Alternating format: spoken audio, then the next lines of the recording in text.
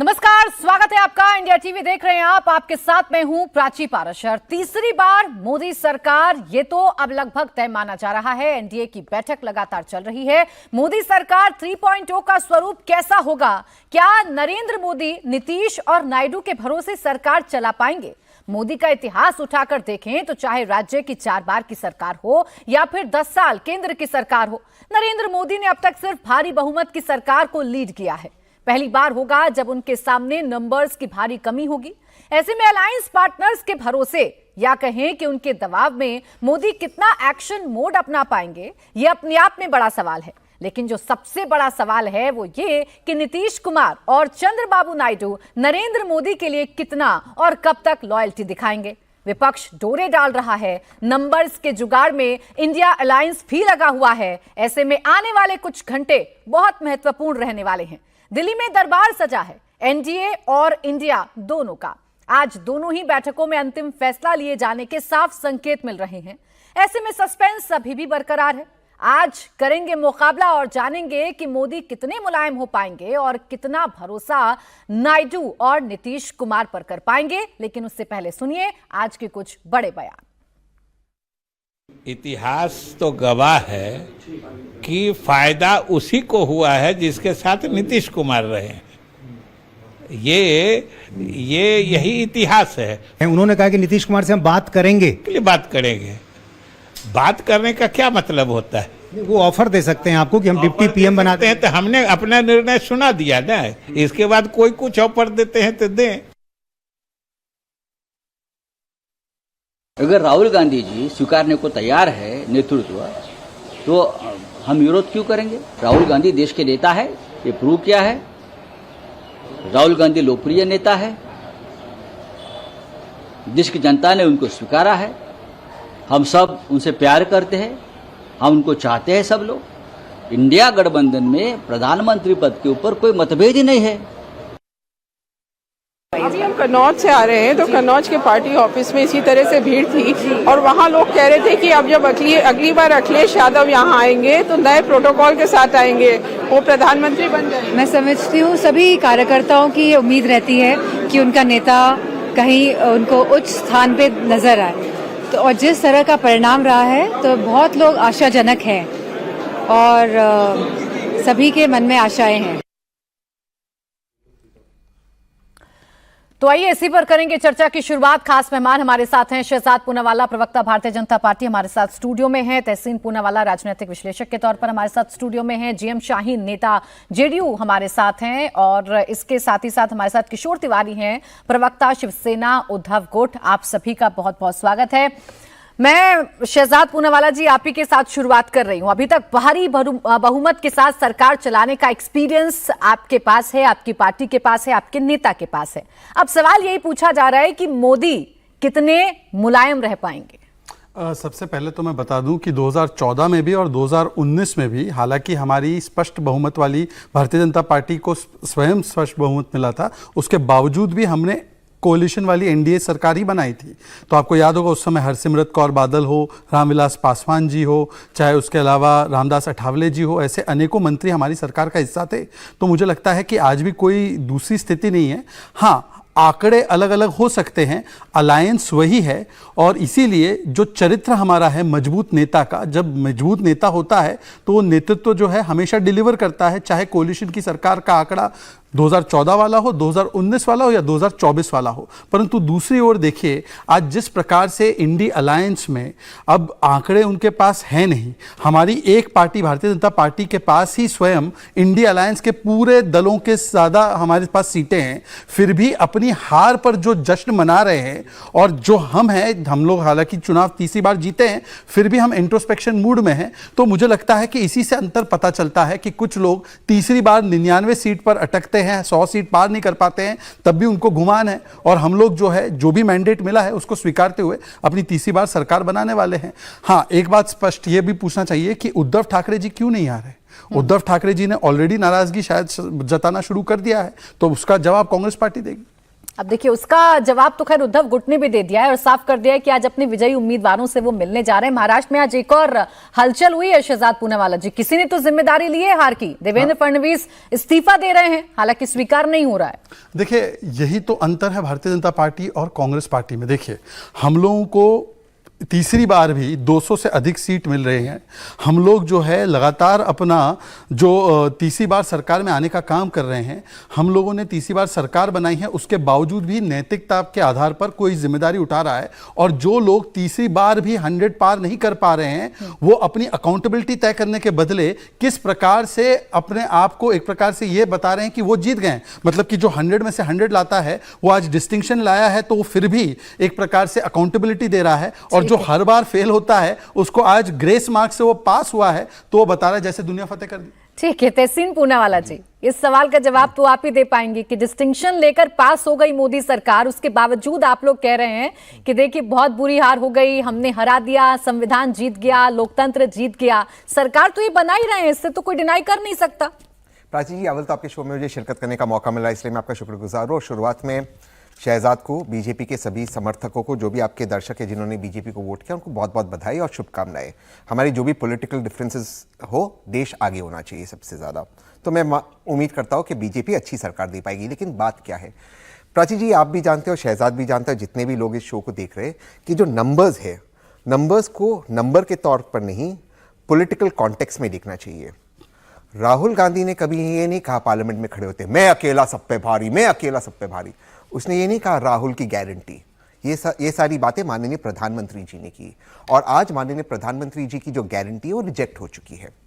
दूसरी बात, माननीय प्रधानमंत्री ने कहा था, जब भी इसके पहले जब होती थी मोदी सरकार, आज ये हो गए, इसकी तब्दीली हो गई एनडीए सरकार। मैं आपके साथ लगातार शो पे आता था, लगातार हमारा मजाक उड़ाया जाता था, कहते थे इंडिया अलायंस, इंडिया अलायंस। हमने हमेशा अलायंस में बात की, कभी ये नहीं कहा कांग्रेस अलायंस की बात की। ये अकेले कहते थे मोदी सरकार दोबारा आ रही। आज मोदी सरकार नहीं, एनडीए सरकार आ रही। स्वयं से मोदी जी बहुमत नहीं ला पाए। अच्छा, आ रही है यानी एनडीए सरकार, मान रहे हैं 100%। ये राष्ट्रपति का कर्तव्य है कि सबसे ज्यादा प्रीपोल अलायंस जो है एनडीए और सबसे बड़ी राष्ट्रीय दल जो बनी है बीजेपी को बुलाना है। चांस ही नहीं है। फिर अगर उन्होंने क्या कर दिया मतलब तो निकालूं तहसीन पूनावाला जी, जो कांग्रेस के नेता दे रहे हैं, जो बाकी आपके अलायंस के पार्टनर्स दे रहे हैं, बात कर रहे हैं नीतीश कुमार की, बात कर रहे हैं चंद्रबाबू नायडू की, उसका क्या मतलब में जी, वो इस कॉन्टेक्स्ट में कि माननीय राष्ट्रपति ने अगर मोदी जी को बुलाया, कहा कि आप सरकार बनाएं, भाजपा को, एनडीए को, लेकिन एनडीए के पास अगर बहुमत नहीं है और भाजपा नहीं जुटा पाई, तो फिर विपक्ष को बुलाना उनका कर्तव्य है। तो ये पॉलिटिकल अलाइनमेंट चल रहा है। अगर ये नहीं होता है, लेकिन राष्ट्रपति किसको बुलाने वाली है? वो माननीय राष्ट्रपति तो पहले मोदी जी को और भाजपा को ही बुलाने वाली है, तो हम भी जानते हैं ये उनका कर्तव्य है। मैं एक चीज कहते अपनी बात समाप्त करना चाहता हूं, क्योंकि रह गई थी बात अपने बीच में। कहा, देखिए, आज देश एक सांस ले रहा है कि जो डिसीजंस हो रहे थे, 4 घंटे के अंदर नोटबंदी, सैकड़ों लोगों की मृत्यु हो गई, 4 घंटे के अंदर लॉकडाउन, हजारों लोगों को परेशानी हुई, ये दोबारा से इस देश में नहीं होगा। इसलिए हम कह रहे हैं लोकतंत्र और संविधान जीत गया। मैं ये नहीं कह रहा कि मोदी जी का उपदेश गलत था, पर मैं ये कह रहा हूं कि उससे जो कठिनाई हुई, परेशानी, उसके खिलाफ लोगों ने एक मिनट आपके पास आऊंगी। अभी मुझे शाहीन जी का एक रिएक्शन लेना बड़ा जरूरी है, क्योंकि अभी भी संभावनाएं हैं, और ये संभावनाएं किसकी वजह से हो रही हैं? शाहीन जी, ढोल बजाकर, जोर जोर से चिल्लाकर आप लोगों ने नारा दिया था ना, नीतीश सबके हैं। सबके तो हैं, अपने कितने हैं नीतीश, ये जरा बता दीजिए। देश हमारा है, हम तो कहते हैं कि हम देश के हैं, देश हमारा है, हमने कभी ये नहीं कहा कहते हैं। और रही समर्थन की बात, आप जानते हैं कि हम एनडीए गठबंधन के हिस्से हैं, और हमारा जो साथी है, हमारा जो भी डिस्कशन है, डिसीजन है, वो अपने साथी के साथ मिलजुल के ले लेंगे। और हमारी कोशिश है कि देश को आगे बढ़ाया जाए। जहां पर सीटें कहीं जो भी कुछ कम हुई है, और वहां पर भी जो कमजोरियां हैं, जो नाराजगियां लोगों में हैं, उनको दूर किया जाए। हमारी जो बिहार की खास करके जो वहां की तकलीफें हैं, उनको कैसे दूर करें हम लोग, और कैसे और ज्यादा बिहार को डेवलप किया जाए। बाकी सब चीजें जो काम जो नीतीश जी ने ले लिया है, जो आप समझते हैं कि जो जिम्मेदारी वो लेते हैं वो पूरी करते हैं, वो हमारा काम है, वो हम लोग उसके पीछे नहीं है। यही जानना चाह रहे हैं कि काम कौन सा लिया है। आज केसी त्यागी जी कह रहे थे कि जो आगे बैठता है विमान की सीट पर वही चालक होता है। अभी विमान किसका उड़ाने वाले हैं आप, किसके चालक बनने वाले हैं, इस पर संशय के बादल अभी भी हैं। दावा तो इंडिया गठबंधन कर रहा है कि नीतीश को आ जाना चाहिए वापस।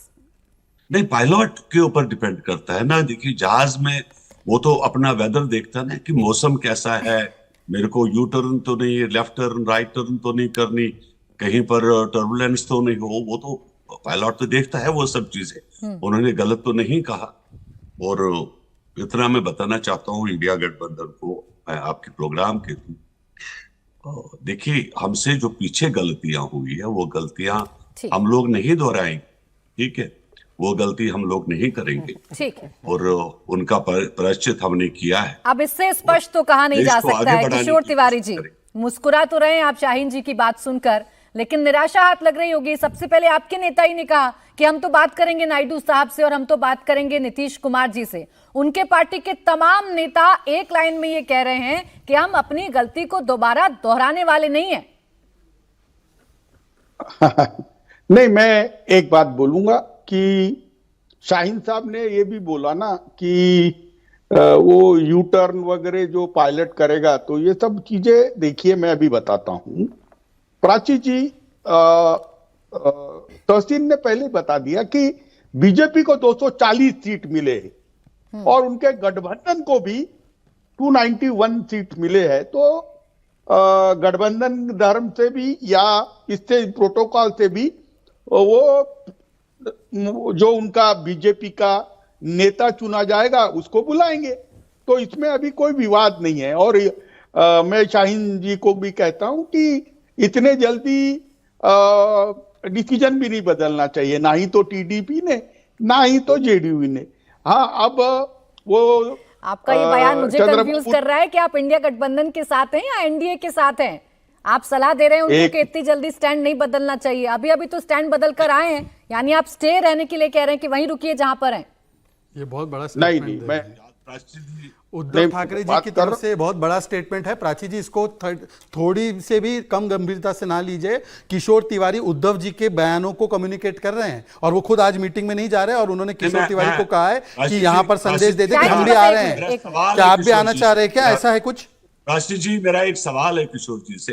जी आपको मैं याद दिलाना चाहता हूँ प्राची जी, 95 में हमारी सरकार बनी थी और उसमें जो सपोर्ट किया था कांग्रेस ने किया था। तब उस जमाने में सीताराम केसरी जी जो थे वो कांग्रेस के प्रेसिडेंट रहा करते थे, ठीक है। और इनको याद दिलाना चाहता हूँ कि 1.5 साल के बाद ही आई.के. गुजराल की, एच.डी. देवगौड़ा की सरकार गिरी थी, इन्होंने सपोर्ट विड्रॉ किया था। अब जल्दी से बताइए किशोर तिवारी जी, आपके स्टैंड ने कंफ्यूज कर दिया, जल्दी से कंफ्यूजन दूर करिए। 2 और अन्य मेहमान, उनको भी चर्चा में लाना है। देखिए प्राची जी, देश की स्थिरता बहुत महत्व की है, एक बात। दूसरी बात हमारे स्टैंड की है, तो हम महाराष्ट्र विकास आघाड़ी बोलकर बहुत दिन से इनसे दूर हुए, और हमने चुनाव भी लड़ा है तो वो उद्धव जी ने ही नेतृत्व किया है। और महाराष्ट्र के अंदर मैं शहजाद को बताना चाहता हूं कि उनके गठबंधन में तो शहजाद मुझसे बहुत बहस करता था कि 40-42 सीटें आएगी ये वगैरह।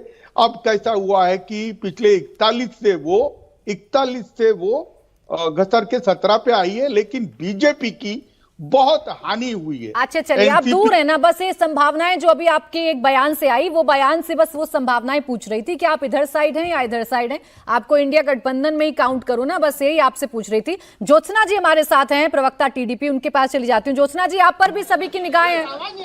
मैं आ रही हूँ आपके पास। देखिए, इंडिया गठबंधन की बैठक में शामिल होने के लिए नेताओं के पहुंचने का सिलसिला जारी है और अखिलेश यादव पहुंचे हैं, उनसे मीडिया बातचीत करने की कोशिश कर रही है।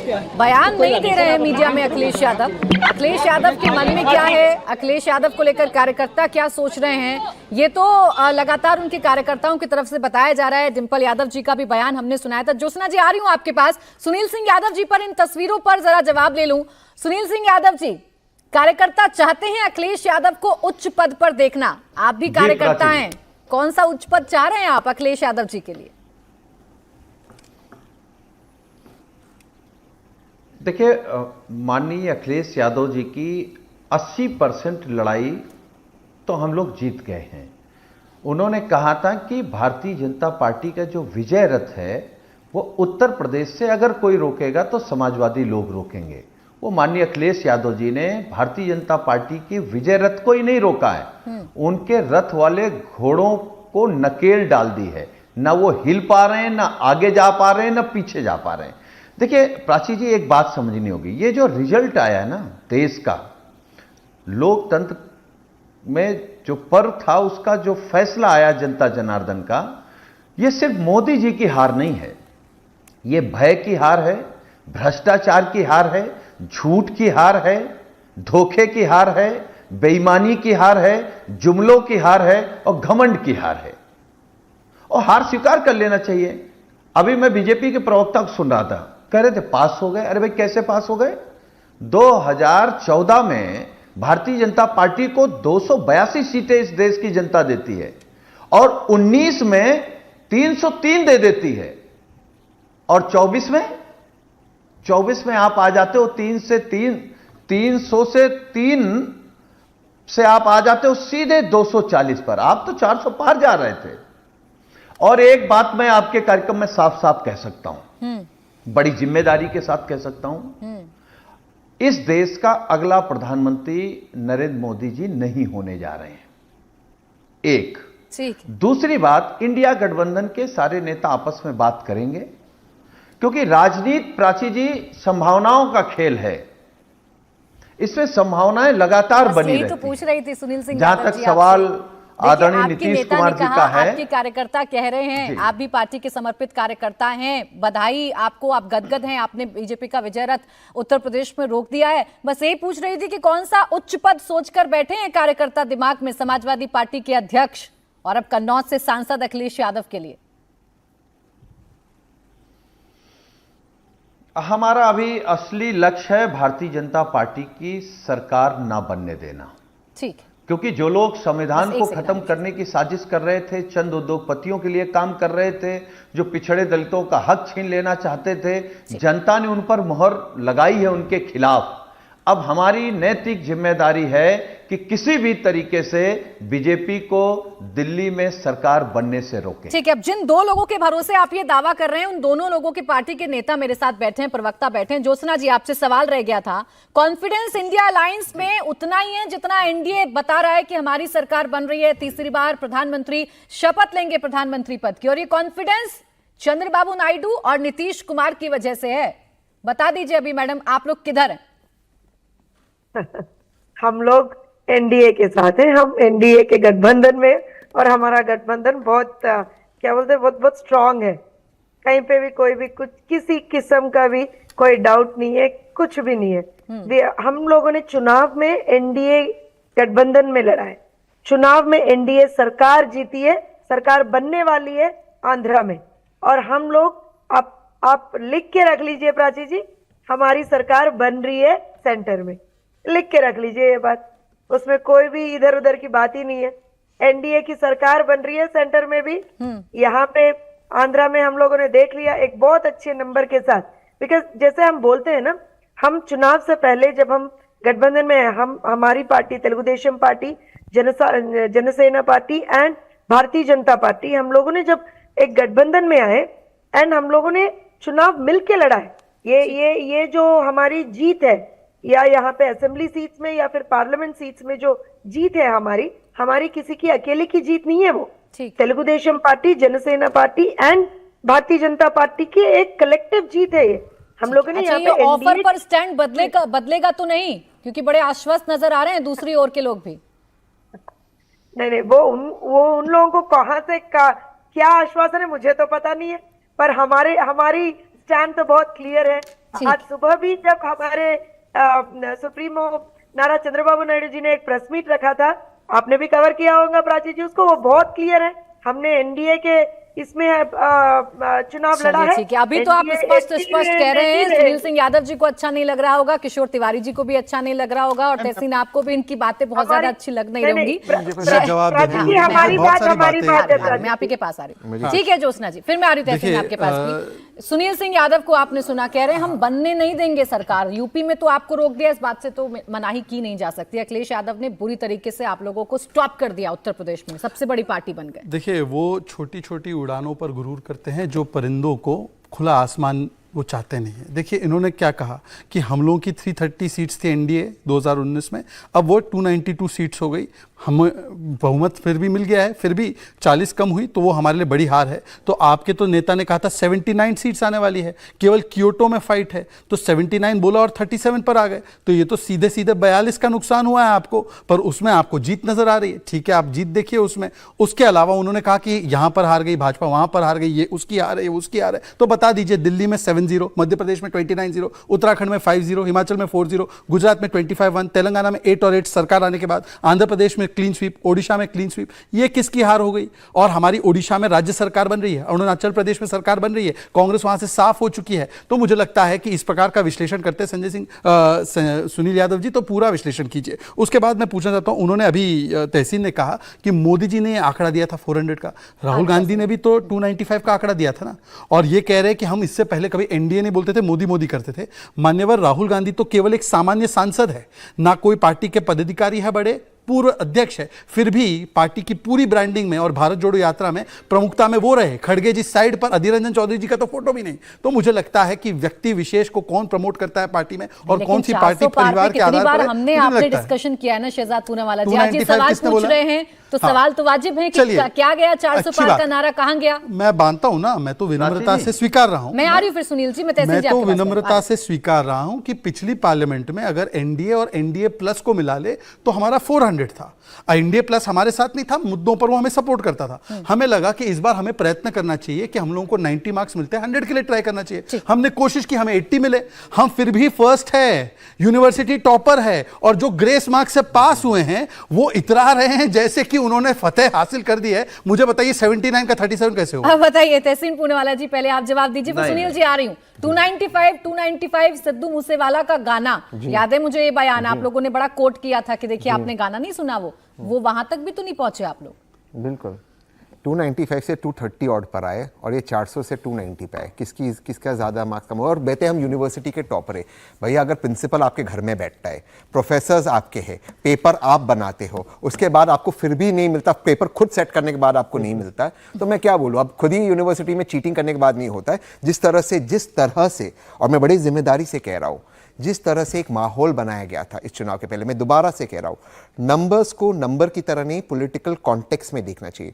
जिस तरह से पिछले 5 सालों में, मैं तो कहूँगा पिछले 10 सालों में, विपक्ष पे रोज, मैं खुद प्राची जी डिबेट करता हूँ, आपको छोड़ते बाकी चैनल्स पे, रोज सुबह शाम कहते हो व्यक्ति विशेष राहुल गांधी करते, राहुल गांधी पर जिस तरह की टिप्पणी, अखिलेश यादव जी पर जिस तरह की टिप्पणी, रोज सवाल विपक्ष से पूछा जाता था, माननीय प्रधानमंत्री से सवाल पूछने की किसी में हिम्मत नहीं थी। आज उस मीडिया को भी सांस लेने का आज उनको समय मिलेगा। जिस तरह से नियमों को, और मैं ये बड़े जिम्मेदारी से कह रहा हूं, कोर्ट्स भी बड़े आराम से आज जो संविधान का स्पिरिट है उसको भी देखेंगे। जिस तरह से 2 मुख्यमंत्री जेल के बाद चुनाव हो रहे, ये सारी चीज के बावजूद अगर विपक्ष इस नंबर पे पहुंचा है, मैं समझता हूं ये पास नहीं, ये डिस्टिंक्शन है। लेकिन हाँ, उसके बावजूद नहीं हुआ। अब प्राची जी मैं पूछना चाहता हूं, अब मैं दोबारा से कह रहा हूं, देश आगे रहना चाहिए। मैं जल्दी से समाप्त करता हूं। देश आगे रहना चाहिए, लेकिन देश आगे रहने में क्या देश ने किस पॉलिटिक्स को रिजेक्ट किया है? उस पॉलिटिक्स में जहां एक व्यक्ति, माननीय प्रधानमंत्री आकर कह सकते 4 घंटे में आपकी नोटबंदी हो रही है। अगर आप एनडीए अलायंस थे, वो एनडीए अलायंस, एक सेकंड, एनडीए अलायंस के कौन से पार्टनर को पता था कि ये हो रहा है? नहीं पता था। यही इसको रिजेक्ट, 4 घंटे में हम लॉकडाउन कर रहे हैं, तो ये इसको रिजेक्ट किया है। अभी तो और ये अलायंस बड़ा मजबूत नजर आ रहा है, तीनों सुर में सुर तो कम से कम बिल्कुल, और बहुत बधाई हो उनको। देखिए एनडीए सरकार को जरूर बहुमत मिला है, लेकिन दावे दोनों तरफ से किए जा रहे हैं और किसके दावों में कितनी है सच्चाई, इसी पर लगातार चर्चा जारी है। सुनील सिंह यादव जी, दावों पर अगर बात करें तो एक दावा तो आपके नेता का भी था। हालांकि मैं फिर कह रही हूं कि उत्तर प्रदेश में आपकी पार्टी ने बहुत अच्छा परफॉर्म किया है, आपने सबसे अच्छी सीटें हासिल की हैं, आप सबसे बड़ी पार्टी बनकर उभरे हैं, लेकिन दावों से ही कंपैरिजन करेंगे तो आखिर में आते आते आप भी, मैं भी जब चर्चा कर रहे थे 80 में से 80 सीटें अब अपनी पार्टी को दे रहे थे।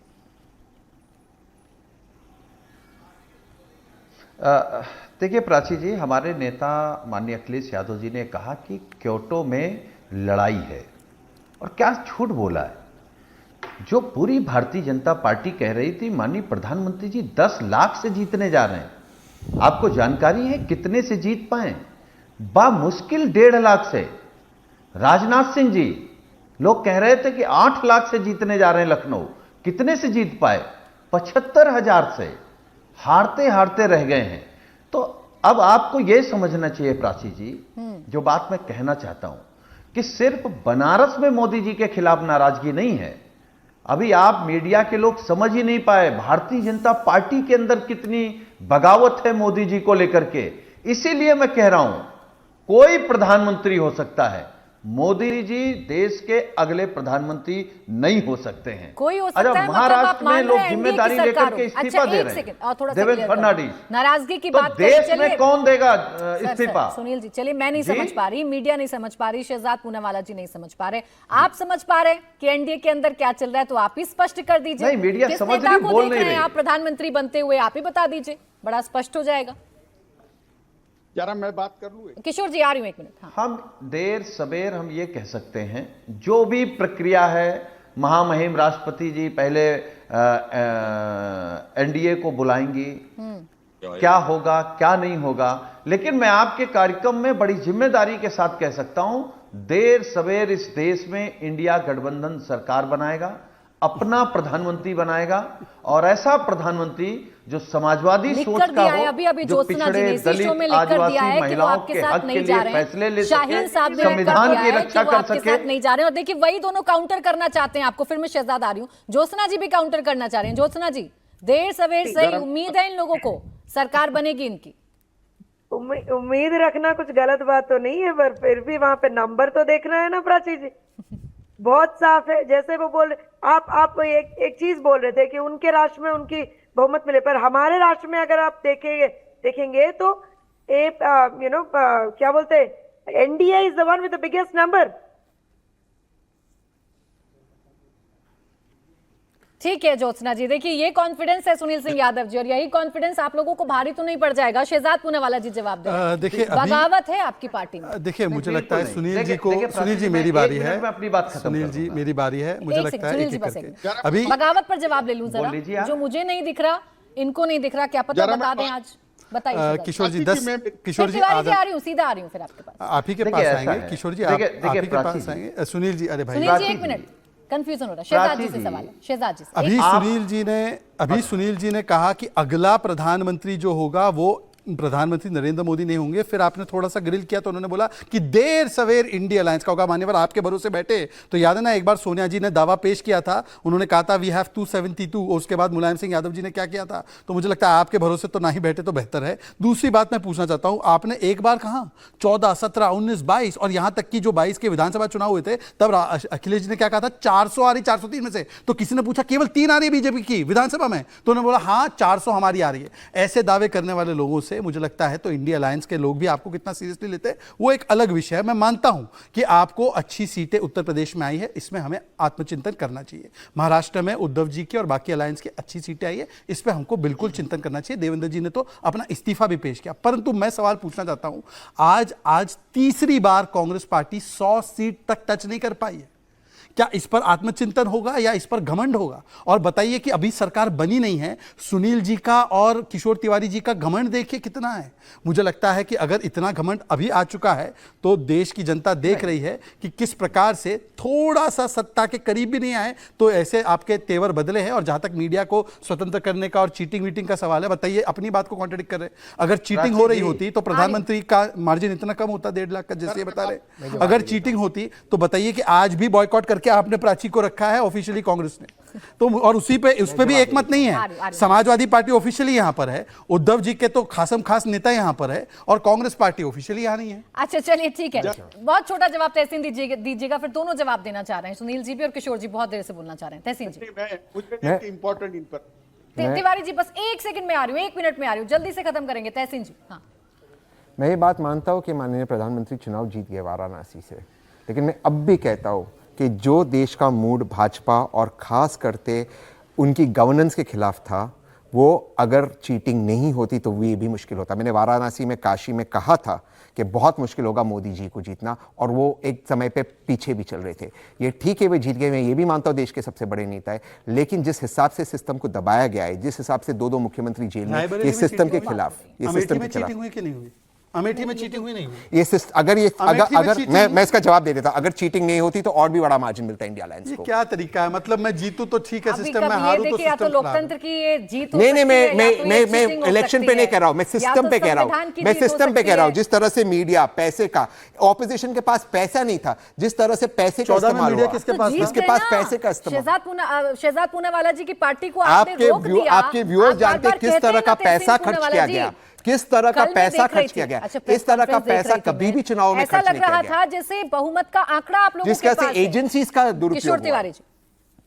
हाँ, ये देखिए, मैं अभी बात करता हूं, मैं नागपुर में हूं और नागपुर में कल आरएसएस ने अपनी मीटिंग बुलाई है और मुझे जो संकेत मिले, प्राची जी आपके माध्यम से मैं बताता हूं, उन्होंने बहुत सारी शर्तें रखी है और जिनके नेतृत्व में ये बीजेपी के जो 303 से 240 सीटें कम हुई है और जो जिस प्रकार की राजनीति हो रही है, तो उन्होंने गंभीरता से लिया है और नेतृत्व बदल की बात यहाँ पे गंभीरता से हो रही है। देखिए, मैं और एक बात बोलता हूं आपको कि जिस तरीके से ज्योत्सना जी ने अपनी बात रखी, यानी टीडीपी की बात रखी और जेडीयू की भी बात रखी, तो जो ये जो होता है ना कि आप चुनाव के एक गठबंधन से लड़ो और दूसरे गठबंधन में चले जाओ, यह सब चीजें नहीं होनी चाहिए और एक अच्छी बात थी। लेकिन महाराष्ट्र के अंदर मैं आपको अभी भी बताता हूं, सांगली के सीट पे हमारे उम्मीदवार को दरकिनार करके और ऐसे ही आपकी बातों से दो बातें स्पष्ट हो गई तिवारी जी। एक बात तो ये कि बेशक आपने इनका साथ छोड़ दिया, लेकिन इनकी पार्टी में क्या चल रहा है, आरएसएस क्या कर रही है, सारे सूत्र अभी आपके मौजूद हैं, आपको सारी जानकारी रहती है। दूसरी बात ये कि दूर से ही सही, लेकिन आप हेल्प कर रहे हैं। आप बार बार शाहीन जी और ज्योत्सना जी को बता रहे हैं कि देखिए वहीं रहिए जहां पर हैं, तो फिर आप सवालों में घिर जाएंगे तिवारी जी। मुस्कान फिर पूछी जाएगी, मुस्कान क्यों आ रही है? मैं एक बात ऐड कर रहा हूं करिए कि महाराष्ट्र के अंदर करीबन 5 सीटें, जिसमें जैसे औरंगाबाद, सांगली ले लो, रत्नागिरी यानी कोकण की 2 सीटें ले लो और बंबई की 1 सीट जो 48 वोट से गिरी, हम इस पे भी मंथन कर रहे हैं और हमें ऐसा लगता है कि जिनसे हमने अलायंस किया था उन्होंने कहीं कहीं हमसे दगाबाजी की है। तो ये किशोर तिवारी जी, आप बहुत बड़ी बातें कह रहे हैं यहाँ पर, आप समझ रहे हैं। अभी आप इंडिया गठबंधन की एकता और सरकार बनाने की बात कर रहे हैं, तहसीन पूनावाला जी और फिर सुनील जी दोनों जवाब देंगे। शाहीन जी फिर आऊंगी आपके पास। अब तो आप दगाबाज हो गए, अभी आप सरकार बना रहे हैं, देर सवेर सही, ऐसे बनाइएगा क्या? वास्तविकता जो रहती हमने गंभीरता से लेना है, बिल्कुल गंभीरता से लेना है। बोलिए तहसीन पूनावाला जी। प्राची जी, जेन्युइनली मैं आपके शो में आता हूँ, बहुत प्रिपरेशन करता था, मेरे बीजेपी के प्रवक्ता ने भी प्रिपरेशन किया। यहाँ अगर हमें कॉमेडी शो करना है ना, तो मुझे इंटरेस्ट नहीं है। मैं ऐसे कॉमेडी बातों के लिए ना, सुनील भाई को मुझे लगता है मैं उनके लिए बोल रहा हूँ, मैं इस तरह की कॉमेडी हम गंभीरता से बात करें, थोड़ी अच्छी बात करें। ये मतलब आप इस तरह से अगर किशोर भाई को कॉमेडी करना है तो प्लीज उनको मुबारक हो, मैं इस तरह की बातों को रिस्पॉन्ड नहीं करता। शिवसेना के प्रवक्ता हैं तहसीन पूनावाला जी, वो मैं ऐसे कॉमेडी को रिस्पॉन्ड नहीं करता हूं। उम्मीद करेंगे ना कि वो पार्टी की लाइन रख रहे हैं। तिवारी जी पार्टी की लाइन रख रहे हैं या खुद से अपने मन से कह रहे हैं जो भी कह रहे हैं? एक बार क्लियर कर दीजिए। कौन कह रहा है? उद्धव ठाकरे जी कुछ और कह रहे, संजय राउत कह रहे राहुल गांधी को प्रधानमंत्री बनना है। अगर राहुल गांधी या शरद पवार ने धोखा दिया रहता तो ये कहते क्या संजय राउत जी? कौन आके कुछ भी, आप नेशनल टीवी पे हो, शाम का समय, प्राइम टाइम में आप आके कॉमेडी अगर आपको करना है तो कीजिए, मुझे उसमें कोई दिक्कत नहीं, बट मुझे इसमें इन्वॉल्व मत कीजिए, जो करना है केवल एक वाक्य। औरंगाबाद में हमारा उम्मीदवार अगर 3rd नंबर पे जाए तो ये गलत है और हमारे उम्मीदवार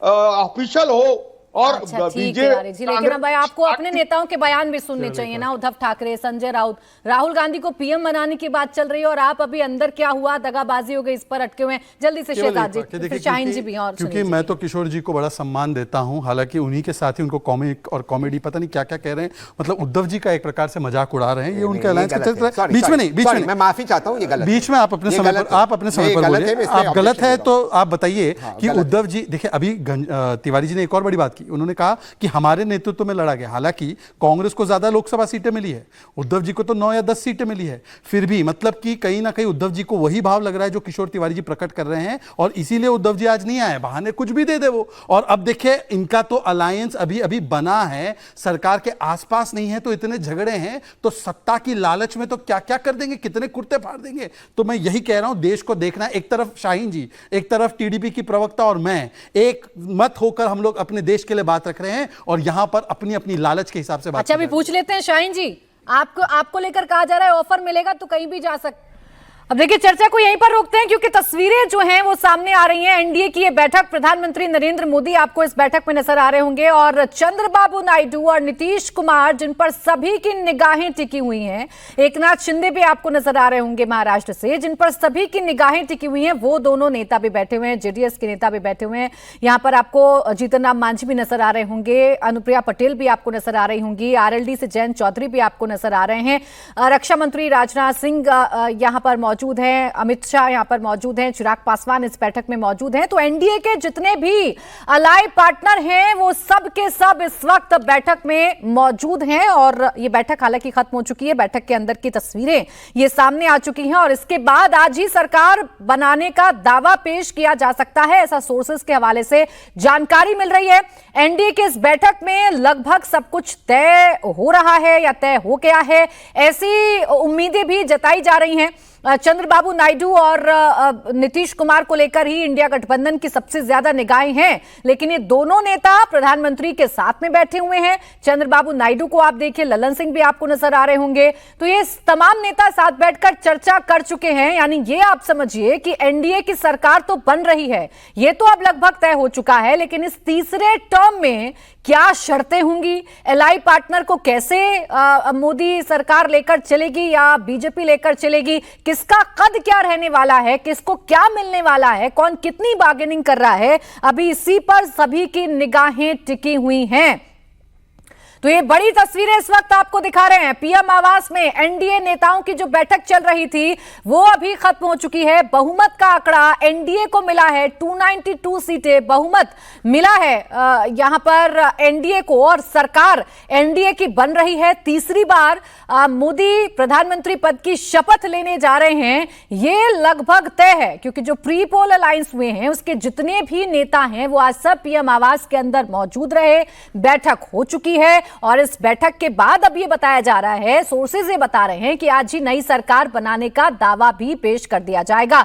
दो तस्वीरें इस वक्त आपके सामने हैं। पहली तस्वीर, एनडीए कितना मजबूत है, एनडीए में जितने अलाई पार्टनर हैं वो कैसे बीजेपी के साथ हैं या मोदी सरकार के थर्ड टर्म के लिए तैयार हैं, उसकी चर्चा हो रही है। और दूसरी तस्वीर इंडिया अलायंस की भी है क्योंकि यहां पर भी एक एक करके इंडिया अलायंस में शामिल जो नेता हैं उनके पहुंचने का सिलसिला शुरू हो चुका है। इस बार बड़ी टक्कर इंडिया अलायंस की तरफ से दी गई, गठबंधन की तरफ से दी गई और एक एक करके नेताओं के पहुंचने का सिलसिला शुरू हो गया है। ये बैठक जो है ये अभी फिलहाल इंडिया अलायंस की हो रही है और इसमें भी आगे की जो तस्वीर है वो स्पष्ट हो जाएगी। विपक्ष में बैठेगा ये अलायंस या सरकार बनाने को लेकर कोशिशें की जाएंगी। अगर सरकार बनाने को कोशिशें की जाएंगी तो कौन किस लेवल पर किस नेता से बात करेगा, कहां से नंबर्स आएंगे, क्योंकि अगर टीडीपी के 16 सांसद और अगर आप बात करेंगे जेडीयू के भी 12 सांसद टूटकर अगर चले जाते हैं या उनको ले भी लिया जाता है, इंडिया अलायंस अपनी तरफ ले लेता है, तब भी बहुमत के आंकड़े से अलायंस दूर रहेगा। इसलिए उम्मीदें जताई जा रही है कि नई सरकार का गठन तो हो रहा है, तीसरी बार देश के प्रधानमंत्री के तौर पर नरेंद्र मोदी शपथ लेंगे, ये लगभग क्लियर हो चुका है। लेकिन अब इस सरकार का स्वरूप क्या होगा ये देखना दिलचस्प होगा। बॉडी लैंग्वेज आप देखें नेताओं की जो अंदर मौजूद है। एनडीए की बैठक जब हुई पीएम आवास में, जब तमाम नेता पहुंचे तो नीतीश कुमार मुस्कुराकर बात करते हुए नजर आ रहे हैं, जो चंद्रबाबू नायडू हैं वो मुस्कुराकर बात करते हुए नजर आ रहे हैं। तो बॉडी लैंग्वेज से भी बहुत हद तक जो बातें हैं, जो चीजें हैं, जो सिनेरियो है, जो सियासी समीकरण है वो बड़ा स्पष्ट हो जाता है एनडीए की बैठक को देखकर कि फिलहाल तो सब कुछ ठीक लग रहा है, सारे अलाई पार्टनर एकजुट हैं। और ये कहा भी जा रहा है, देखिए चंद्रबाबू नायडू ने भी आज प्रेस कॉन्फ्रेंस की, बाकायदा कल उन्होंने ट्वीट करके इस जनमत का स्वागत किया था, एनडीए कितना मजबूत है और कैसे एनडीए मिलकर आंध्र प्रदेश में सरकार बना रहा है। ये सारी बातें कल चंद्रबाबू नायडू की तरफ से ट्वीट के जरिए भी कही गई थी और आज जब वो प्रेस से मुखातिब हुए तब भी चंद्रबाबू नायडू यही कह रहे थे। देखिए नीतीश कुमार एकदम मुस्कुराकर खिलखिलाकर, चेहरे पर कोई शिकन अभी नीतीश कुमार की नजर नहीं आ रही है।